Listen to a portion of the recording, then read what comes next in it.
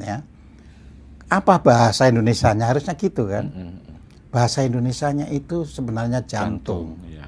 Tapi kan orang terjemahkan ke hati. Hati.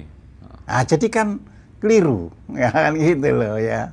Secara bahasa aja sudah salah kaprah. Hati itu berkaitan dengan high emotion. Jadi higher emotion itu cinta kasih. Itu nanti di lapisan kelima kan Mas.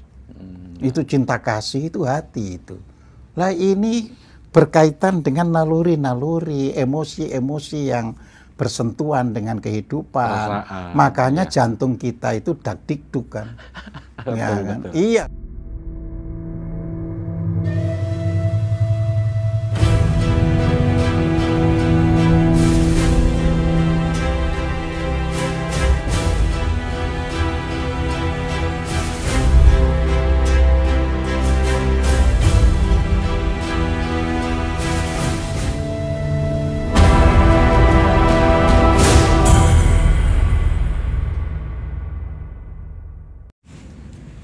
Assalamualaikum Pak Kojim. Waalaikumsalam warahmatullahi wabarakatuh, Mas Dodi. Rahayu, Sugeng Sonten. Mungkin saya akan melanjutkan tadi obrolan ketika sama Mas Hendra tadi. Ada poin yang menggelitik dan menarik bagi saya ketika Pak Kojim memperdalam, memperjelas, mencari jawaban kegelisahan, kegundahan dalam hati. Monggo diwedar niki. Ya. Oke. Jadi begini.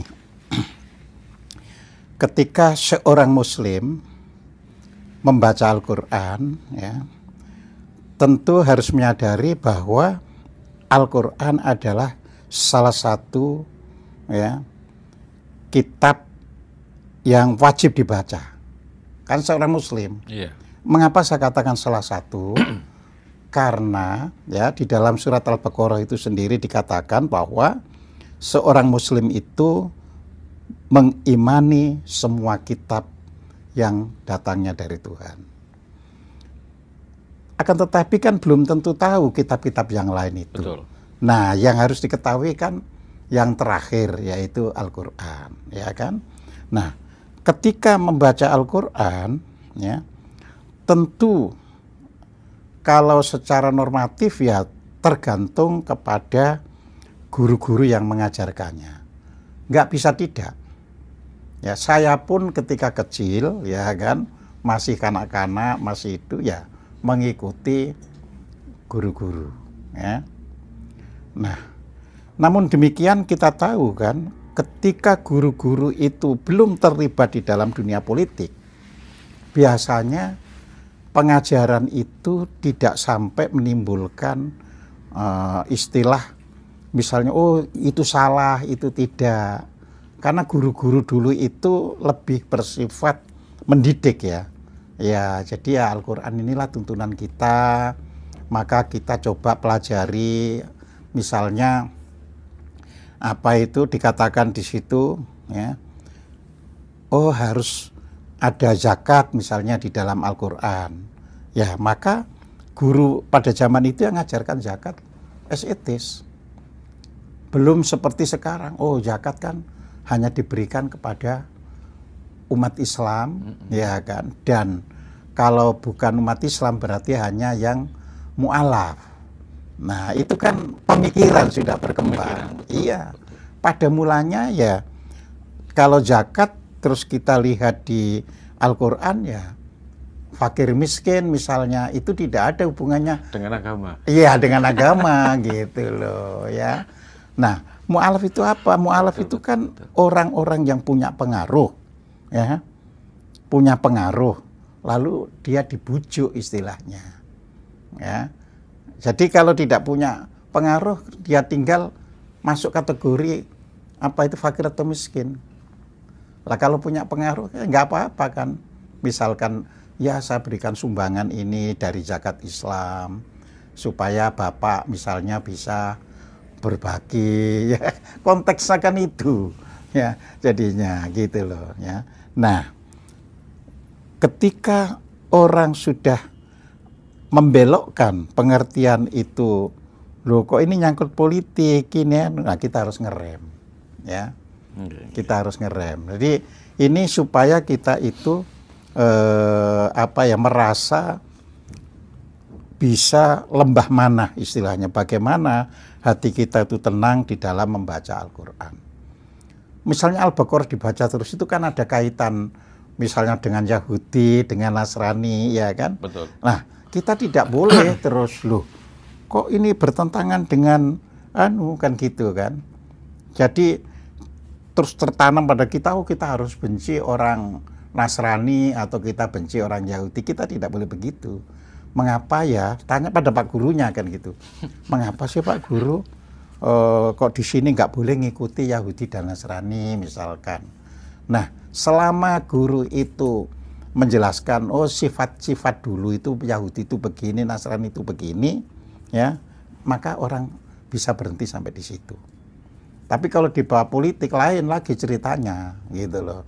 Wah ya ini kan memang memusuhi Islam ini kan. Nah, jadi di situ. Padahal di Al-Quran sendiri banyak karakter itu, misalnya suka berbohong. Mengapa nggak boleh diikuti itu? Karena dia kalau kepada warganya sendiri dia berikan yang A, tapi kalau kepada orang lain yang B, ya. Nah, cara-cara demikian itulah yang diajarkan di Al-Quran, jangan ditiru itu, gitu loh. Nah, ini yang harus kita pahami, gitu. Oke. Saya pernah mengikuti suatu kajian ketika Pak gurunya itu menerangkan membabar masalah Yahudi dan Nasrani. Beliau itu bilang bahwa Yahudi itu sebenarnya akar katanya dari orang yang mendapatkan petunjuk dari Yahuda. Sebenarnya ini bukan suatu identitas atau kelembagaan suatu agama. Jadi siapapun orang yang mendapatkan petunjuk bisa dikatakan dia Yahuda atau Yahudi dalam perspektif yang lebih luas. Tapi ketika barusan Pak Koje menjelaskan makin kesini, makin sekarang itu kan makin sempit pemaknaan itu. Bahkan orang Islam sekarang itu memposisikan mereka orang Yahudi dan Nasrani itu sebagai sosok yang mungkin dalam tanda kutip bahkan dijadikan musuh, meskipun tidak secara terang-terangan. Nah, saya ingin Pak Koje memberikan penjelasan apa ya benar pemaknaan masalah Yahudi dan Nasrani itu sebenarnya lebih universal, sama ketika Islam itu dimaknai secara universal sebagai orang yang berserah diri atau yang diberi keselamatan. Monggo Pak. Iya, jadi begini ya, Pak Guru tadi benar ketika ia harus membaca surat 2 ayat 62 atau surat 5 surat Al-Maidah ayat 69. Tapi di situ Islam tidak dimasukkan kan. Sesungguhnya orang-orang mukmin, orang-orang Yahudi, orang-orang Nasrani, ya, dan orang-orang Sobiin, ya kan, ia tetap diberikan, tidak perlu ada kekhawatiran, ya kan, apabila ia tetap menjalankan amal salehnya. Jadi di situ, ya. Nah, dalam hal konteks yang demikian boleh, misalnya Yahudi itu sebenarnya orang-orang yang mendapat petunjuk, Nasrani itu orang-orang yang memberikan pertolongan. Ya, jadi itu boleh. Tetapi kan ketika membaca Al-Quran itu satu bunyi kata itu tidak bermakna tunggal. Misalnya pada ayat-ayat nanti ayat 82 misalnya, di situ kan jangan kau ikuti. Nah, kalau misalnya jangan kau ikuti loh, katanya mendapat petunjuk, kamu nggak boleh diikuti kan, gitu kan. Nah, disinilah kita harus menerangkan mengapa ini tidak boleh diikuti, karena di ayat itu ditegaskan dan orang-orang Yahudi dan Nasrani mengklaim bahwa merekalah yang masuk surga, tidak akan masuk neraka. Nah, klaim semacam itu yang tidak boleh diikuti, gitu loh. Islam pun tidak mengajarkan kalau masuk Islam itu masuk surga itu ya tidak ada, gitu loh. Ya, urusan klaimnya saja yang tidak boleh diikuti berarti. Iya, model-model klaim itu tidak boleh diikuti, gitu loh. Oke. Jadi di situ. Oke.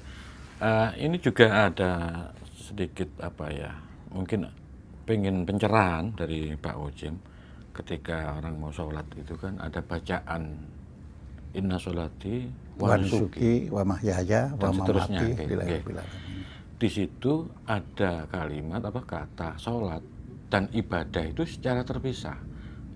Kita tahu bahwa ketika ngomong sholat itu kita kategorikan ibadah, tapi di sini ada pemisahan. Jadi sepertinya ini ada sesuatu mungkin yang istimewa atau spesial dalam sholat ini, sehingga dia dipisahkan dari kata ibadah. Nah, saya ingin Pak Ojim menjelaskan ini. Mungkin ini agak-agak memang apa ya, kebingungan kita ini sebagai orang awam ini. Monggo Pak, silakan. Iya, jadi begini, itu kan ada di surat Al-An'am, ya kan? Surat 6 ayat 162, ya. Jadi di situ bentuk inna sholati wa nusuki wa mahyaya wa mamati itu adalah bentuk rincian. Rincian yang merupakan berkaitan. Jadi kalau hidup kan otomatis kaitannya dengan kematian. Nah, jadi di sini sholat ada kaitannya dengan peribadahan. Ya. Makanya saya mengatakan di dalam yang saya tulis, sebenarnya kalau dalam surat apa itu Al-An'am ini, sholat di situ bukan pengertiannya seperti kata aqimus sholat. Tadi kan satu kata belum tentu punya makna tunggal. Betul. Iya. Tapi sholat di sini lebih dalam pengertian komitmen. Jadi komitmen itu harus menjadi landasan bagi ibadah. Gitu loh. Tanpa ada komitmen, ibadah itu ya sia-sia. Jadi sholat di sini dalam pengertian komitmen. Ya. Nah, jadi apapun nanti yang disebut ibadah, apapun, itu harus dilandasi oleh komitmen. Ibadah sendiri nggak bisa diperinci 1, 2, 3. Karena semua bentuk pengabdian adalah ibadah. Iya, betul. Ya, seorang suami bekerja dengan halal ya untuk mencari nafkah bagi kehidupan seluruh anggota keluarganya, itu ibadah. Ya kan? Betul. Ya, seorang guru datang dari rumah ke kelas dengan tujuan ingin mencerdaskan anak-anak yang diajar, ibadah. Ibadah juga. Nah, tapi ini kan bisa pura-pura kalau tidak dilandasi komitmen. Misalnya sekarang ini kita jujur saja, ada orang yang ngajar di berbagai macam sekolahan. Karena kalau ngajar di satu sekolahan, gajinya tidak cukup. Ya kan? Jadi dia jadi guru di misalnya SMA A, ngajar juga di SMA B, ngajar juga di SMA C, ya kan? Jadi di sini tidak ada komitmennya. Yang penting dia sudah menyampaikan kurikulum yang diajarkan. Nah, ini tidak benar. Gitu. Begitu seseorang itu, aku ngajar, itu harus punya komitmen bahwa apa yang saya diajarkan ini hal yang benar dan akhirnya murid yang saya ajari mengerti.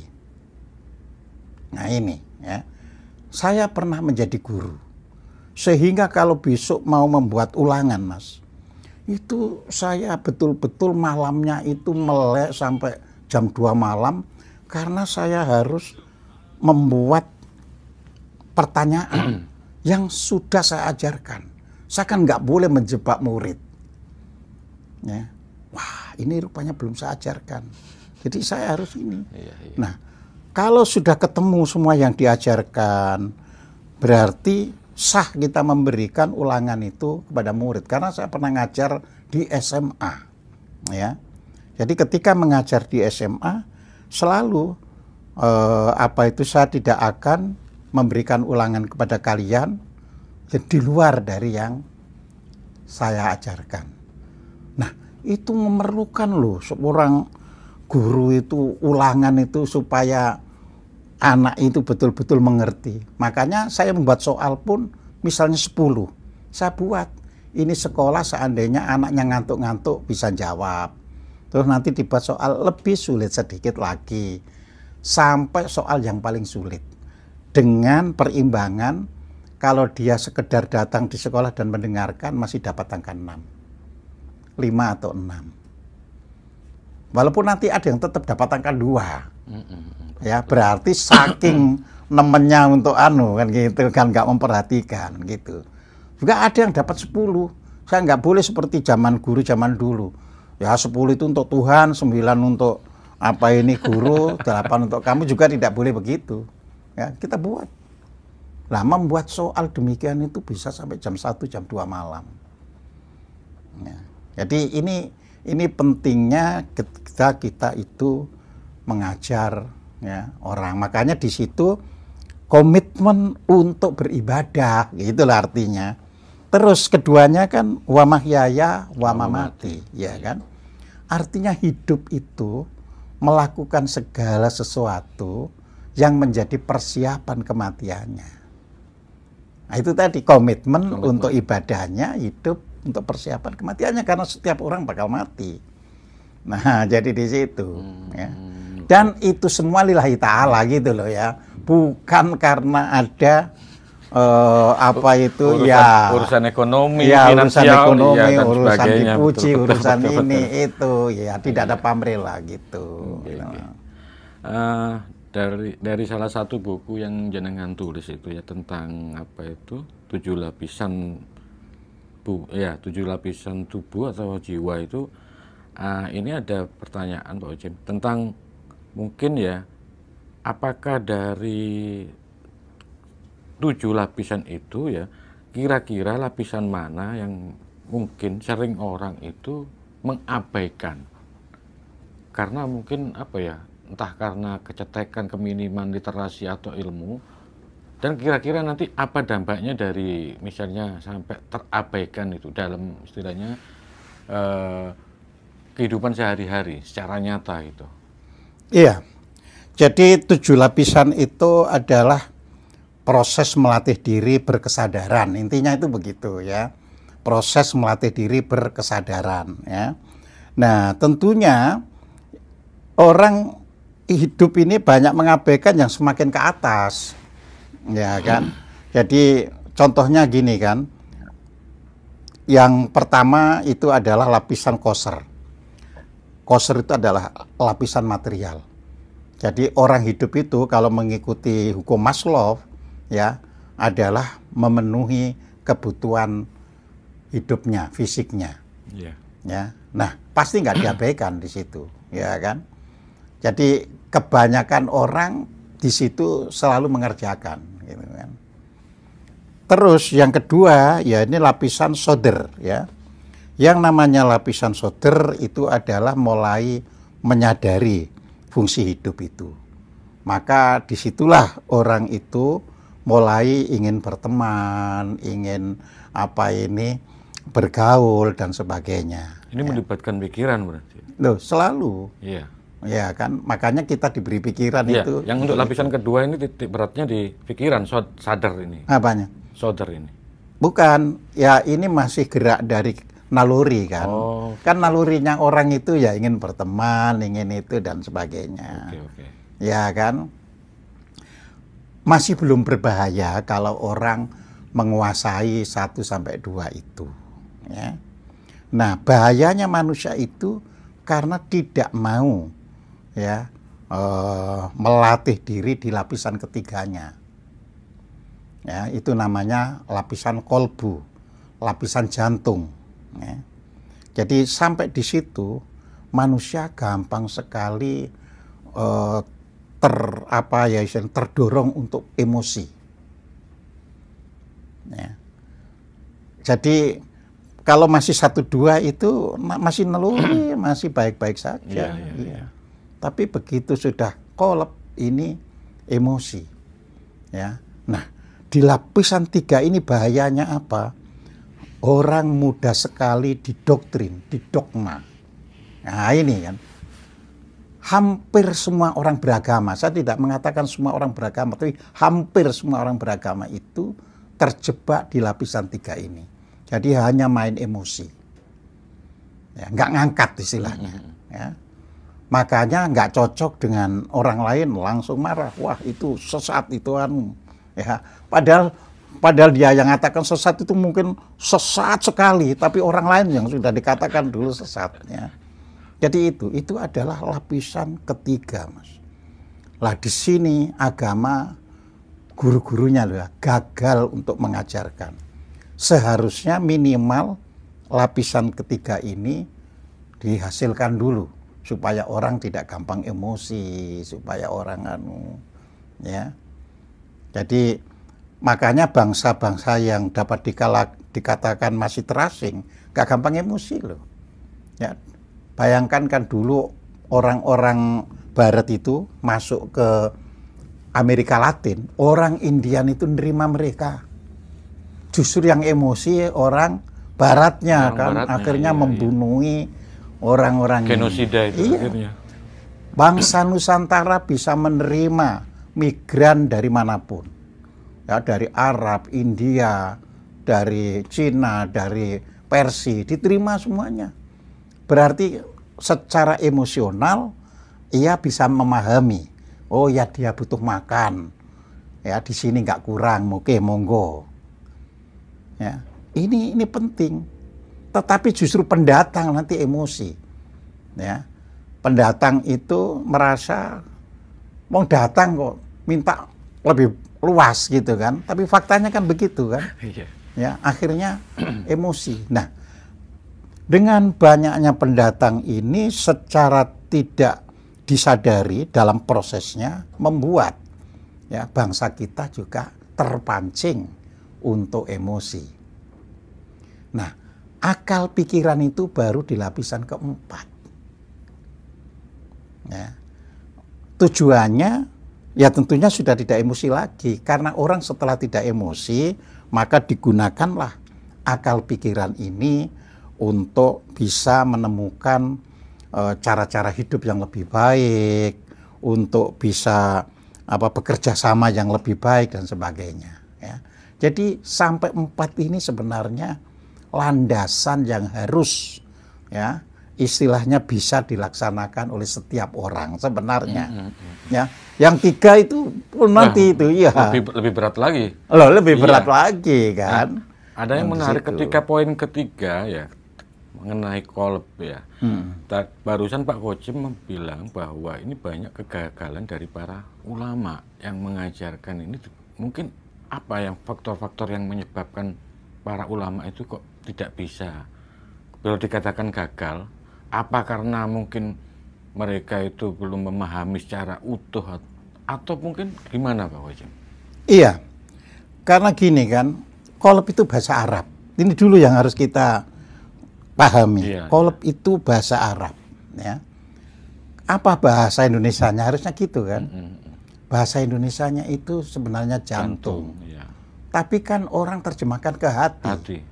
Nah, jadi kan keliru, ya kan gitu loh ya.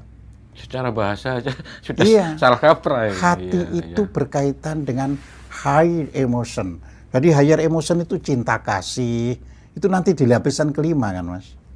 Itu cinta kasih, itu hati itu.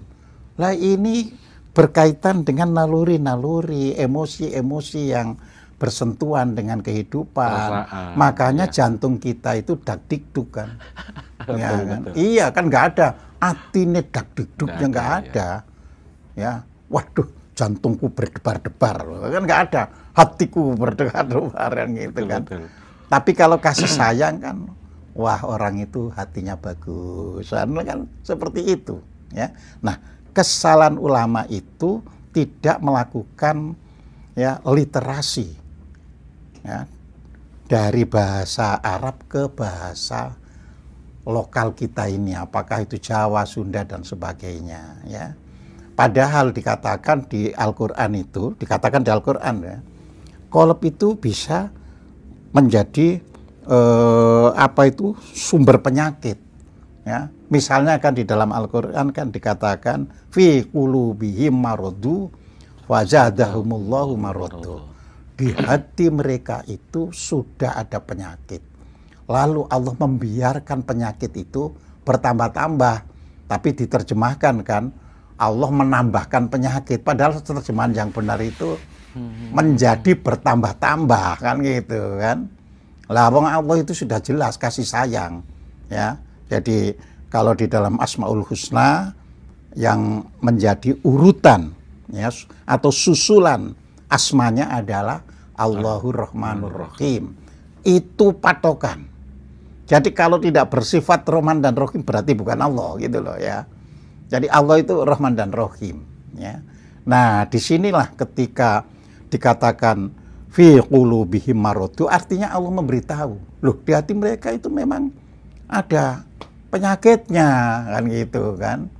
Ya, kedengkian, kekecewaan, dendam dan sebagainya itu marad, ya, penyakit. Lalu hanya ditambahkan fazadahumullahu maradu. Sayangnya ini tidak di literasi yang benar. Cuma ditambahkan, maka Allah menambahkan penyakit ke dalamnya. Padahal mestinya Allah membiarkan penyakit itu bertambah-tambah. Karena nggak ngerti dikasih sayangi ya dibiarkan, kan gitu. Iya, iya, itu sebenarnya dua hal yang sangat beda. Iya, Iya, sangat beda. Iya.